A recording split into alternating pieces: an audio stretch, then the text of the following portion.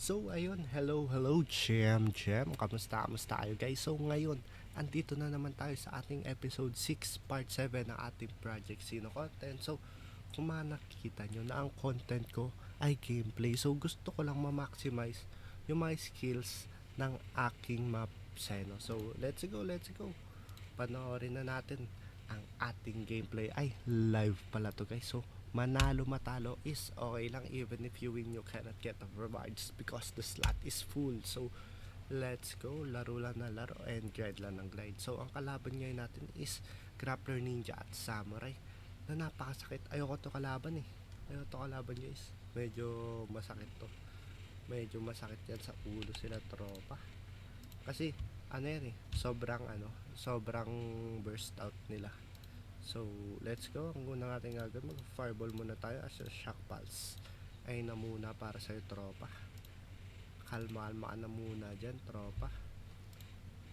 Kasi, kaya ginagawa ko yan kasi medyo mahirap nga, and also, natatalo tayo kapag ganyan yung ganyan yung mga kalaban. Kasi, ay nga, medyo malakas sa panlaban natin. So, let's go.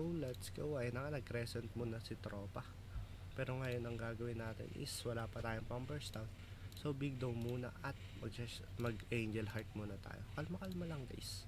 Ganun lang, kalma-kalma lang kasi medyo medyo malakas yan. So let's go. Wait lang, ayusin lang natin volume natin. Medyo mahina ata yung volume natin. Hello. Ayan. So may pang burst out na tayo, so gagamit tayo ng burst out na. So raging flame muna, poison bomb, torrent water at magnetic armor. Ayan na lang siguro kasi hindi niya naman atake ng ating, pero hindi siya nag burst out guys. Ano kaya ang kanyang plano? Hindi siya nag burst out, ginamit niya lang ang kanyang mga summon teams na aking papatayin na rin later. Uy, grabe nga yan. Si Craving.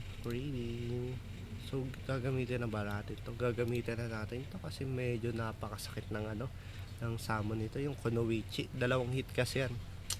So, medyo mahirapan tayo kung hindi natin siya gagamitin agad. So, let's go. Ayan. Nakikita nyo naman guys. Naghasantukan na sila. Sana makagamit din ako ng Pacquiao soon. Kasi gusto ko rin siya magamit kahit na saglit or something. Kasi napakaganda niya. Sobra. Pacquiao, baka naman bigyan nyo po kami ng NFT na Pacquiao. Kasi para mas malakas tayo, 'di ba guys? Kasi medyo naumay na tayo sa ating mga teams, pero gagamitin na natin at gaganapin para mapag-ROI tayo. So ay naman gusto natin lahat, diba? Mapag-ROI tayo lahat guys, kasi wala namang may gusto na malugi. So let's go. Ayan na ba, nag-aantay lang tayo guys. Ako naman dito nag-upload ng ating mga videos para sa ating mga viewers, kayo, para sa inyo guys. Kaya ayun, todo upload tayo, and also kahit na holiday, grind lang tayo ng grind. So let's go. Kamusta naman kayo guys?